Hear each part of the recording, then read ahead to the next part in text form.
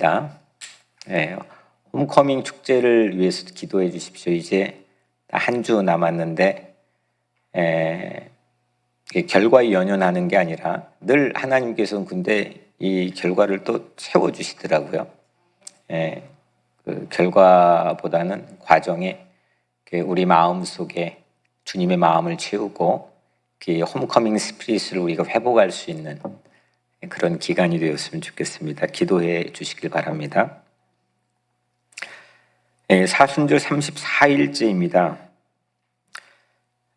사순절 특세 처음으로 본래 오늘은 톰 라이트 교재가 제공하는 다른 본문인데 어제 한 본문을 이틀째 연장해서 오늘 처음으로 같이 나누려고 합니다. 본래 오늘 본문은 이 40일 동안 중에서 가장 깁니다.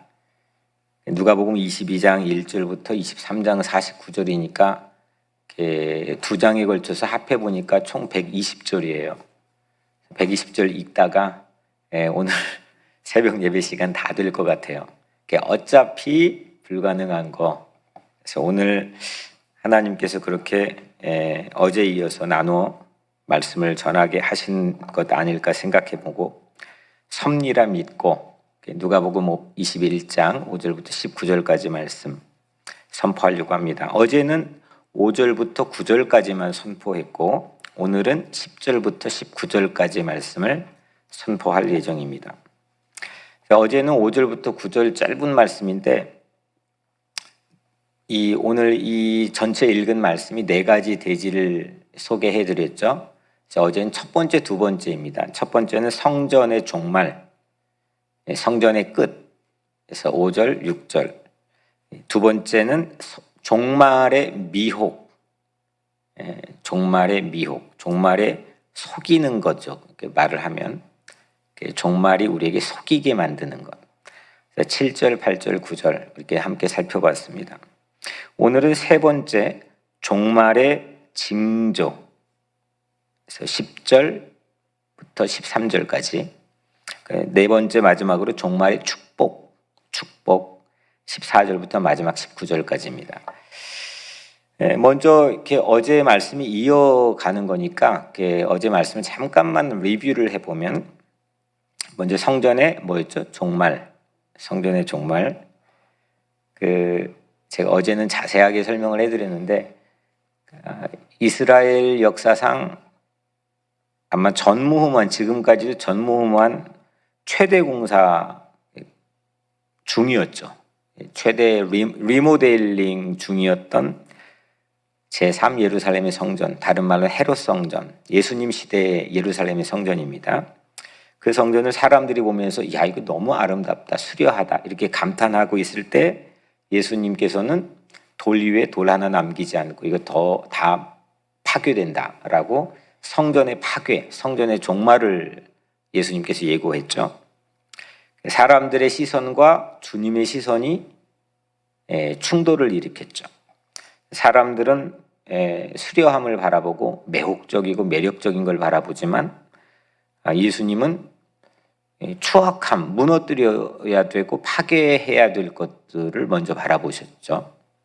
그래서 이 두 가지가 충돌 일으킨 장면을 우리가 먼저 살펴봤는데 주님의 관심, 주님의 일, 이걸 우리가 잘 캐치를 해야 하잖아요. 주님의 관심, 주님의 시선, 이거는 우리의 그 옛사람 부서지고 무너뜨려야 그 안에 정금같이 나올 수 있는 그 별 중요하지 않는 것들, 이런 것들 다 허물고 주님이 아름다운 보석으로, 아름다운 예술품으로 우리를 다시 세워주시는 것, 이게 주님의 오로지 관심입니다. 이거를 성경적인 용어로는 born again, 거듭남, 다시 태어남 이렇게 얘기하죠.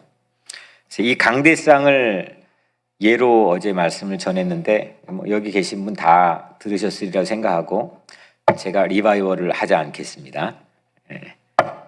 어제 거 들으십시오. 두 번째는 종말의 미혹을 말씀했죠. 종말의 미혹. 사람들은 지금 이게 아름답다 하니까 이 성전 무너질 거야. 예수님 말씀하니까 그래 그러면 언제? 그리고 그때 징조는 뭐예요? 라고 물어봤잖아요. 그러면 징조를 예수님이 이렇게 사인이 이렇게 있을 때 끝이 올 거야 라고 대답하시면 되는데, 놀랍게도 주님은 징조를 먼저 말씀하지 않고 징조 아닌 거를 말씀하셨어요. 그러니까 우리의 이 본능적이고 육감적인 반응을 예수님 다 아시는 거야. 징조 아닌 거를 먼저 말씀하시고, 이 우리가 종말의 징조라고 우리가 착시 현상을 일으키면서 막 호들갑 떨잖아요. 그리고 우리의 호들갑까지는 아니어도 우리의 막 그 심리 상태가 막 요동치고 움직인단 말이에요. 그런 것들이 보통 사이비 교주, 재림 예수, 그 다음에 전쟁, 폭동, 이런 소문이 예수님께서는 종말 징조가 아니다라고 어제 말씀하신 거죠. 이건 역사에 늘상 반복되는 일이니까 속지 말라. 이건 그 종말을 예고하는 사인이 아니다. 이렇게 말씀하셨죠. 그래서 예수님의 이제 관심은 그래서 두려워하지 말라. 우리의 마음을 다독여 주시죠. 종말의 유익이 뭐냐? 종말이 언제 온대? 그리고 종말이 올 때는 어떤 일이 일어난대? 사람들은 다 거기에 관심을 가져요. 근데 예수님의 관심은 그게 아니라 종말의 유익이라고 하는 거는 오늘을 어떻게 그래서 살게 그 종말이 나에게 이끄느냐, 이게 종말의 유익이죠. 난 무엇을 준비할 거고, 난 어떤 자세로 살 거고, 어제와는 어떻게 다른 오늘을 살 거고, 이게 내일 닥쳐올 종말이 우리에게 주고 있는 베네핏인 거죠. 두려움이 아니라는 거예요. 그래 두려워하지 마. 너희들 겁주려고 하거나 겁박하려고 하는 게 아니야. 종말은. 그걸 예수님께서는 어제 이제 말씀을 해주셨습니다. 오늘은 이제 세 번째 종말의 징조입니다. 10절부터 13절인데 드디어 예수님께 질문에 이제 답을 해주시는 것 같아요. 종말의 징조니까. 10절, 11절 우리 같이 한번 읽어볼까요? 10절, 11절 시작. 또 이르시되 민족이 민족을, 나라가 나라를 대적하여 일어나겠고 지진과 기근과 전염병이 있겠고 또 무서운 일과 하늘로부터 큰 징조들이 있으리라. 아멘. 종말의 징조로 보여지는 것들이 총 6가지가 있어요. 먼저 첫 번째는 대적, 서로 대적한다 했죠. 그 다음 두 번째 지진, 기근, 무서운 일, 하늘로부터의 큰 징조. 5가지인가요? 6가지인데 전염병 빠뜨렸네요. 전염병 6가지. 지금 이제 전염병도 돌고 있죠. 전 세계적으로 팬데믹이라고 하는 유행병, 세계적 대유행병이 돌고 있는데, 근데 제가 종말의 징조로 보여지는 것, 종말의 징조라고 하지 않고 그렇게 보여지는 거라고 제가 이렇게 말씀드렸던 거는, 이게 큰 징조들이 있으리라 했잖아요. 이건 앞에 있는 것들이 사실 다 묶여가지고 큰 징조라고 하시는 게 아니고, 이게 원문을 보면은 하늘로부터 큰 징조들이 있으리라. 그러니까 하늘에만 큰 징조가 이게 묶여 있는 거예요. 이게 헬라어 원문을 보면은, 그러니까 징조를 굳이 따지자면 하늘에 큰 징조가 있고 나머지는 그런 현상들이 있다라고 이제 말한 거가 그 징조 질문에 대한 답인지 우선은 불분명하지만 가장 근접해 있는 답으로 우리는 생각하고 한번 접근을 해보시자고요. 교회는 이게 처음 교회가 이 땅에 생겨날 때 초대 교회라고 부르죠. 초기의 교회들, 역사상 초기의 교회들, 그 교회들은 이 본문을 가지고 이건 예루살렘의 단순한 몰락이 아니고 예루살렘의 성전만의 몰락이 아니고 이제 현 시대, 우리가 살고 있는 이 지금 시대의 마지막을 말씀하시는 거야 라고 그 교회 초기 교회부터 지금까지 매 순간순간마다 이 본문을 근거로 사람들은 생각해 왔어요. 그죠? 지구의 끝이죠. 그냥 뭐 언젠가는 우리 각자의 인생에 그 인생의 종말이 올 거야, 죽음이 올 거야, 뭐 단순한 이게 아니고 역사가 이제 끝날 거야. 이 지구가 이제는 끝나고 주님이 다시 오실 거야. 라고 하는 이 근거 자체의 하나의 레퍼런스를 이 말씀에서 가져와서 모든 시기마다 사람들은 그렇게 생각을 하고 믿고 왔죠. 그런데 예수님의 진짜 이 말씀했을 때 의도와 맞게 이 징조를 읽었는지, 우리가 읽고 있는지, 이 본문을 통해 함께 잠깐 검토해 보려고 하는데, 우리는 지금 본문의 질문자들, 예수님 진짜 이렇게 끝나요? 그러면 그 시기는 때는 언제고 징조는 뭐예요? 라고 질문했는데, 그렇게 본능적인 호기심에만 머물렀던 사람들의 질문에 머물러 있지 않을까 우리는. 진짜 예수님의 의도, 또 예수님이 이 종말을 화두로 꺼냈던 이유, 예수님의 마음, 그 시기와 징조에만 국한하여 관심을 갖고 징조를 읽는 게 아니고 예수님의 관심은 뭐냐면 그 두 번째 돼지와 동일하게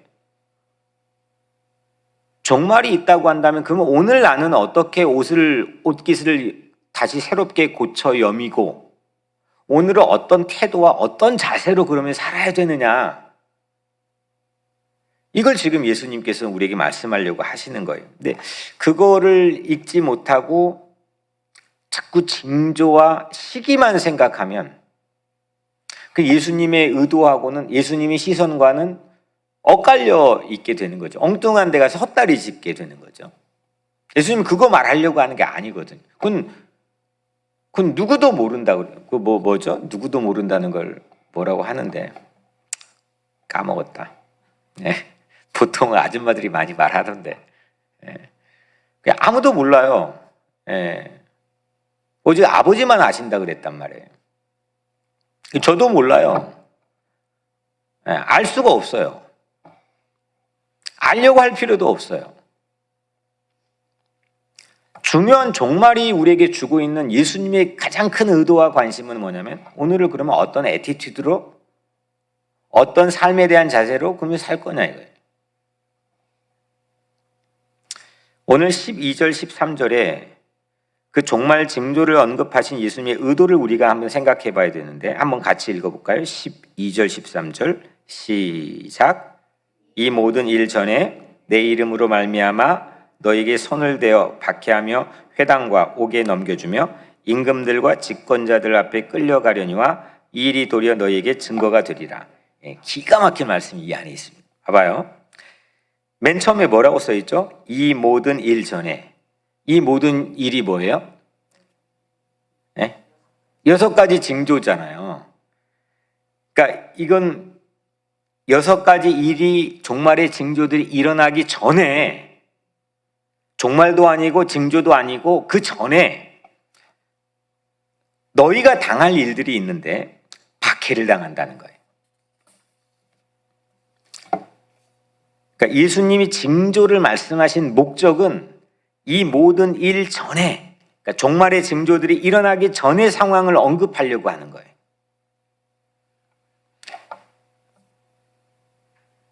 예수님을 따르는 사람들이 체포되고 박해받고 법정과 감옥으로 끌려가는 상황이에요. 혹시 감옥에 갔다 오신 분 계시나요? 성원 권사님 갔다 왔을 것 같은데. 예수 믿다가 지금 감옥 가는 시대가 군데군데 뭐 북한이나 뭐 큐바나 뭐 이런 나라들이 있긴 하지만 우리가 살고 있는 미국에서는 점점 예수 믿는 게 힘들고 어려워지긴 하지만 그것 때문에 우리가 감옥에 가거나 막 그러진 않죠.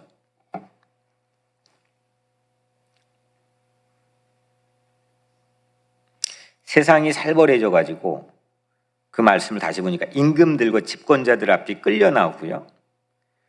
이런 게 결국은 징조들이 나타나기 전의 상황. 박해라는 거죠. 박해. 네, 이것 또한 박해라는 상황이 예수님의 의도가 아니라 그 13절의 마지막 부분을 보면 기가 막힌 말씀이 있어요. 통쾌한 말씀이 있는데 이 일이 도리어 너에게 증거가 되리라. 그러니까 박해로 인해 법정 증언석에 서요. 피고인으로 쓴단 말이야. 억울하게. 증언을 해요. 그런데 도리어 그게 증거가 된다는 것이 예수님의 의도예요. 그러니까 박해로 인한 증언이 도리어 복음 전파의 기회가 된다는 놀라운 역전의 이 상황 자체를 너희가 아느냐 이거예요. 그 사도행전 4장, 3장, 4장 보면 첫 번째 예수 믿다가 체포돼서 법정에 들어간 사람이 베드로와 요한이에요. 기독교 역사상 첫 번째 구금, 그리고 기독교 역사상 첫 번째 재판. 두 사람이 재판 받아서 최후 진술을 하는데 이게 죽을지도 몰라요. 막 첫 번째 교인 예루살렘 교인 난리가 났어요. 근데 거기에서 베드로가 그 유명한 설교를 하잖아요. 최후 진술의 기회 자체를 설교의 기회로 바꿔버린다. 이게 예전에 학교 다닐 때 학생 운동하고 막 그러면 민주화 운동했던 사람들을 법정에 서 가지고 감옥에서 뭐 쓸 수도 없는데 뭐 전달할 수도 없는데 최후 진술의 기회 하나만 가지고 거기서 막 몇 시간씩 최후 진술을 해버려요. 그러면 기자들이 그걸 막 적어가지고 밖에서는 그 의롭게 민주화 운동 하려고 한 사람 그걸 달달달 외워가지고 전국적으로 퍼져요. 그게 하나의 기조가 돼요. 그거와 비교도 되지 않는 만큼 뭐 그때는 뭐 기자가 전달해 줄 수가 있어요. 뭐 있어요. 근데 그 법정 진술하는 박해받는 그 증언석의 자리에서 하는 그 자리가 하나님을 전파할 수 있는 스피치의 기회가 된다는 거예요. 이 일이 도리어 너희에게 증거가 되리라. 그 박해받는 상황이 종말의 징조들이 나타나기 전에, 그러면 종말의 징조들이 나타나기 전에 오늘 우리 각자의 삶에서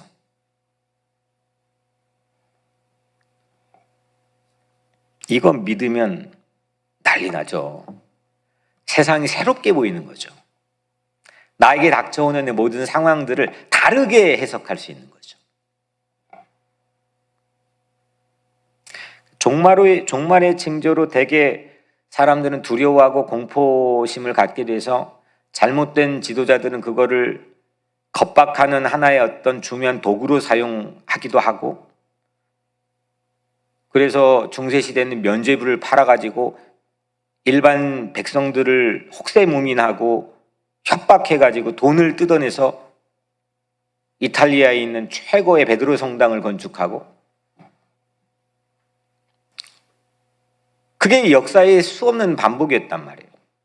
근데 그게 두려워하지 말라. 너희가 아무리 두려운 상황, 최고의 두려운 상황인 박해받는 상황에 있을지라도 그 자리가 도리어 너희가 꿈에 그리던 증거를 선포하는 자리가 된다는 거예요. 이게 예수님 경우로 비춰보면 십자가도 동일한 맥락 아니겠습니까? 십자가는 예수님의 박해와 증언대잖아요. 그거보다 더 명확한 증언대가 어디 있습니까? 옴짝달싹 못하게 공권력이 예수님을 처형틀에 묶어서 십자가에 못으로 손에다가 못을 박았단 말이에요. 근데 예수님은 십자가 위에서 가장 위대한 복음 전파를 자기 삶을 통해 메시지를 보여줬단 말이에요. 증거로 우리에게 줘버렸단 말이에요. 의로운 자의 고난이 세상에 불의를 공개할 수가 없어요. 다들 숨어 있는데 어떻게 속마음들 은근하게 다 은밀하게 숨어 있는데 어떻게 다 공개해요? 근데 이 불의는 항상 사람들이 공개되는 하나님의 방식은 작동하는 방식은 뭐냐면 의로운 자의 죽음을 통해서 불의가 공개가 돼요. 근데 하나님의 정의와 사랑을 선포하는 자리도 마찬가지는 복음의 시작이라는 게 이런 방식이었다는 거예요. 그 박해받는 자리, 어려운 자리, 위기의 상황, 그 상황을 하나님께서는 놀랍게 역전시켜서 도리어 하나님의 놀라운 뉴스를 세상에 선포할 수 있는 그 자리를 바꿔주셨다는 거예요. 종말을 앞두고 오늘 살아가는 삶을 바라보는 삶의 태도와 자세는 이런다는 거죠. 어제 새벽 예배에 멀리에서 저희 이모 오늘 지금 같이 참여했는데 어제는 남편만 참여했는데 부부가 참여했는데 어제 이모 자녀들 참여했는데 집에 가는 길에 남편이 비자 문제를 같이 이제 이야기하다가 자연스럽게 이민자 보호교회 얘기 꺼내줬어요. 그래서 친척이 제게 반문하는 거예요. 이민자 보호교회를 잠깐 설명하니까 추방 위기에 몰려 있는 서류 미비자들을 교회에는 이민국 경찰들이 못 들어오니까 그거를 교회가 지키기로 해가지고 시작한 거가 이민자 보호교회다라고 설명을 해주니까 이렇게 반문해요. 그 정도면 직을 걸고 하셔야 되지 않겠습니까? 저도 그럼 좀 멋있게 대답해야 하잖아요. 근데 저도 모르게 이렇게 자연스럽게 이렇게 대답했어요. 목사가 무서울 게 뭐가 있어요? 하하하. 이렇게 대답했대요. 그죠? 이렇게 대답했나요? 네. 목사가 무서울 게 뭐가 있어요? 하하하. 친척이 말하는 거예요. 아, 그렇죠. 목사님 무서울 게 없지요. 또 제가 대답을 이렇게 했대요. 나를 박해해 주면 고맙지요. 목사가 박해를 받으면 그것만큼 고마운 것이 없지요. 왜 이렇게 얘기했는지 나도 잘 모르겠지만 여튼 제가 한 말이라기보다는 제 안에 계신 성령께서 하신 말씀이겠죠. 근데 정말 저는 박해도 전 20대부터 약간 로망이 있었거든요. 학생운동이나 이런 거 하면서 멋있게 정말 나라와 민족과 하나님 나라를 위해서 죽고 싶었어요. 정말로. 그래서 매일 그런 생각을 했어요. 나는 더 이상 바랄 게 없을 정도로 많은 것들 하나님 주셨기 때문에 이 한 목숨 예수님처럼 나는 나라를 위해서 바치고 싶다. 그때는 막 사람들도 많이 죽어갔으니까 지금 미얀마처럼. 그 두려운 게 없잖아요. 목사라고 하는 것도 이게 목사뿐만이 아니지 신앙인이라고 하는 게 가장 큰 매력은 뭔가 이 신앙을 믿어서 응답받아 가지고 출세하고 성취하고 세상에 많은 것들 누리는 건 세상이 다 한단 말이에요. 근데 우리 발벗고 따라와도 못 따라오는 거는 이런 결기라고. 증언대에 세워도 어떤 상황에 쫄지 않고 하지만 약한 자들은 이 발밑에 벌벌 길 정도로 예수님처럼 겸손하고 강한 자의 강한 권력 앞에서는 무엇도 두려워하지 않는 교회 안에 부자가 있거나 장로가 있거나 이런 것 때문에 눈치 보면서 하면 뭘로 목회합니까? 그러니까 이게 무너지면은 이 기세가 무너지는 거죠. 저는 우리 교회가 그랬으면 좋겠어요. 세상 방식은 강자 앞에서 비굴하고 약자 앞에서 이게 힘 주고 살아가는 게 세상 방식, 작동 방식인데 우리 예수님 따라가는 그런 삶의 방식을 가지고 종말의 징조들이 나타나기 전인 오늘의 우리 각자의 현실의 삶에서 내가 어떤 박해의 상황에 노출된다 하는 가정을 할지라도 그 상황에서 주님께서는 그거를 주님의 증거를 선포할 수 있는 기회로 바꿔주신다는 그런 확신과 믿음을 가지고 그렇게 사는 여러분들 되기를 주님의 이름으로 간절히 축복합니다. 그래서 이 일이 도리어 너희에게 증거가 되리야. 도리어가 있어야 돼. 신앙인에겐 도리어. 이런 일이 도리어가 없으면은, 역설이 없으면은 이게 무슨, 이게 이 역전의 맛이 없으면 무슨 재미가 있겠어요? 마지막 네 번째로 종말의 축복입니다. 14절부터 19절까지. 종말이 크리스천에게 당연히 축복이죠. 종말이 우리에게 축복입니까? 예, 아멘 했어요. 예, 신앙의 베이직이죠. 근데 실제 자문을 해보면 내가 정말 종말이 내게 축복인가? 여기는 아멘 다 했으니까 새벽 교우들은 그렇게 저는 믿겠고, 근데 실제 우리 각자의 삶에서는 어디 아프면 두렵잖아요. 코로나 앞에서 두렵잖아. 왜 백신 왜 맞아요 또? 끝이라고 하는 사실 자체에 대해 사람들은 다 겁먹고 있단 말이에요. 가능하면 조금 그걸 연장시키고 싶어하고 피하고 어차피 올 거지만. 그래서 의술을 개발시키고 사람들이 가지고 있는 본능이란 말이에요.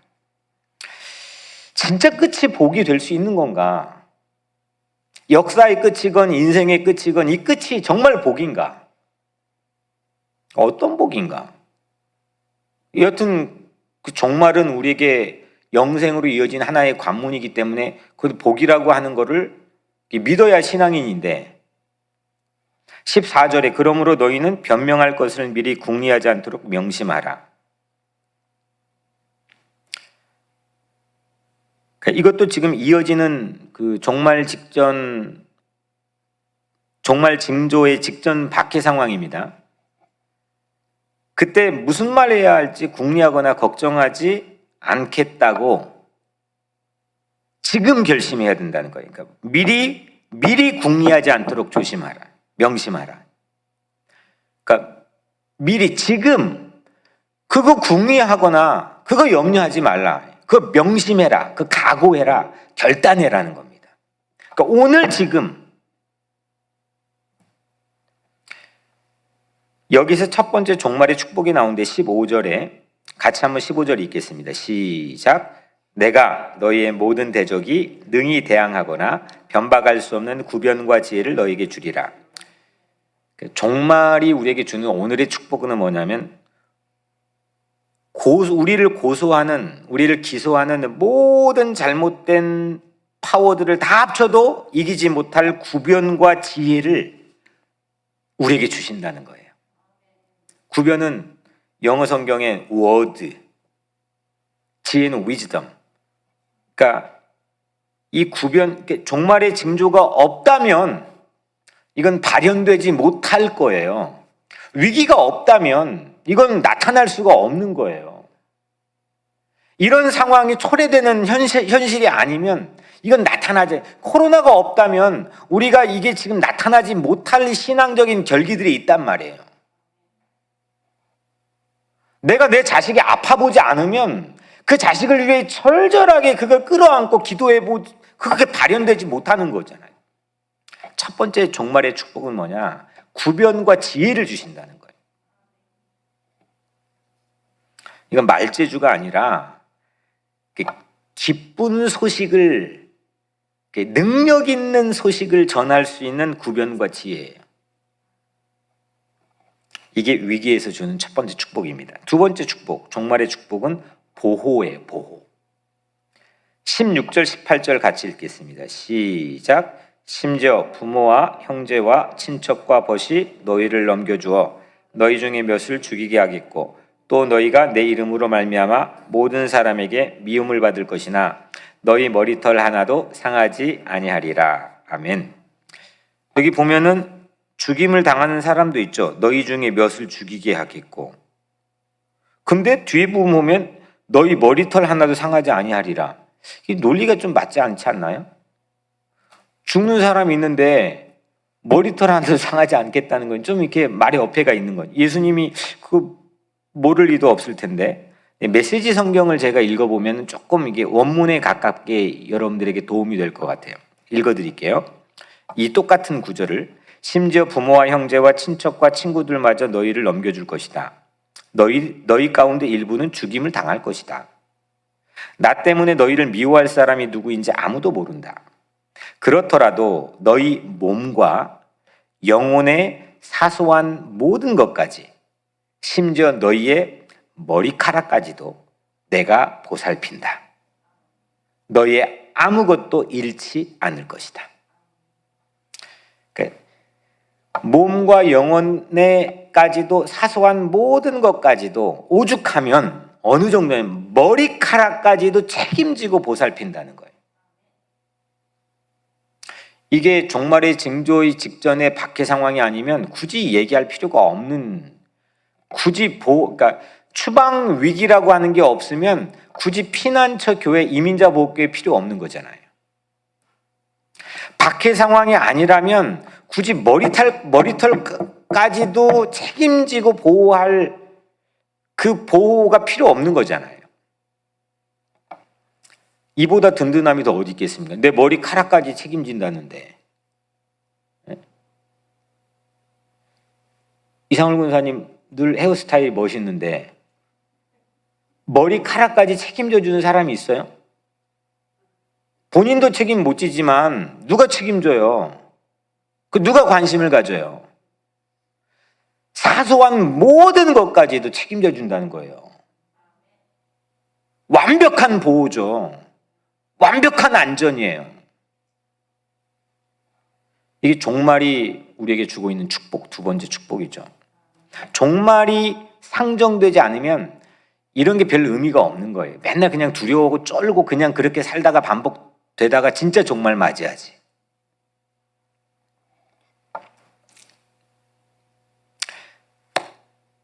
보호하심으로 인한 안전, 이게 종말의 축복이죠. 마지막 세 번째 종말의 축복은 구원이에요. 구원. 첫 번째는 구변과 지혜, 두 번째는 보호, 안전, 세 번째가 구원이에요. 구원. 가장 중요한 거죠. 19절 같이 한번 읽겠습니다. 마지막 시작. 너희의 인내로 너희 영혼을 얻으리라. 야, 이게 우리 궁극적인 목적이죠. 종말이 없다면요, 완성된 구원은 없어요. 종말이 있어야 우리가 천국 가서 영원한 생명을 누리고 성경에 나와 있는 이 약속들을 우리가 누리며 사는 거 아니겠어요? 그건 종말이 있어야 되는 거잖아요. 종말이 있기 때문에 구원이 확정이 되는 거예요. 아, 진짜 구원이구나 라고 그거를 프루브하는 순간인 거죠. 종말 때문에. 종말의 가장 위대한 축복은 바로 이 영원한 구원이에요. 그냥 여기서 이렇게 살다가 흐리멍텅하다가 점점 힘 빠지다가 이게 그냥 끝이 아니라는 거지. 우리는 종말의 징조 앞에서 영원히 사는, 영혼을 얻는 영원한 구원을 확신하는 거예요. 여기서 뭔가 하나님 일하고 이것도 중요하지만 우리에게 가장 궁극적인 관심은 영원한 삶을 확신하고 이 땅의 오늘을 사는 거예요. 이게 종말의 세 번째 축복인 거죠. 그걸 위해서 너희의 인내로 인내하라는 거죠. 종말 앞에서 우리가 받게 되는 세 가지 축복이 구변과 지혜, 보호와 안전, 구원, 영원한 구원, 세 가지죠. 근데 이거는 여러분들이 할 수 있는 일이에요? 없는 일이에요? 네? 할 수 있지 않나요? 서명호 선생님 말 잘하는데 조금 보탤 수 있지 않나요? 이건 지금 축복이기 때문에 그냥 주는 거예요. 우리가 이게 일이라도 보탤 수 있는 계제가 없어요.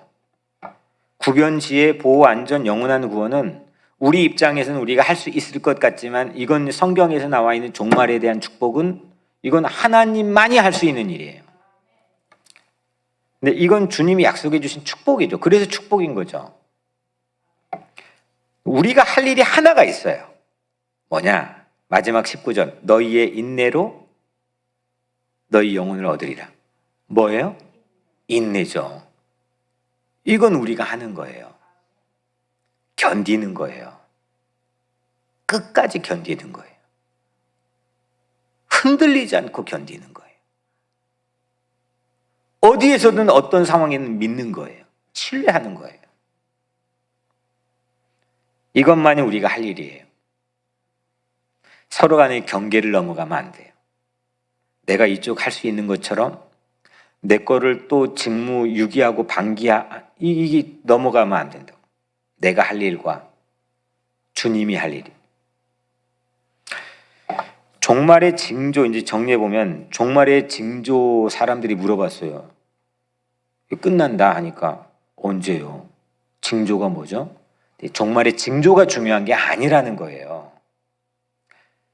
종말의 시기도 중요한 게 아니라는 거예요. 뭐가 중요해요? 두 가지 자세를 우리는 여기서 배울 수 있어요. 두 가지만 딱 기억하면 돼요. 뭐냐? 코너에 몰린 아무리 위급한 박해의 상황을 상정한다 할지라도 그 상황을 어떻게 도리어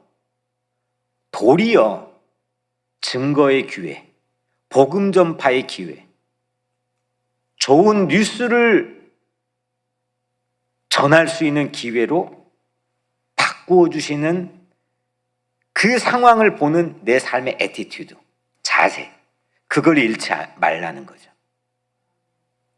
두 번째는 끝까지 어떤 상황에서도 흔들리지 않고 견뎌내는 인내의 자세.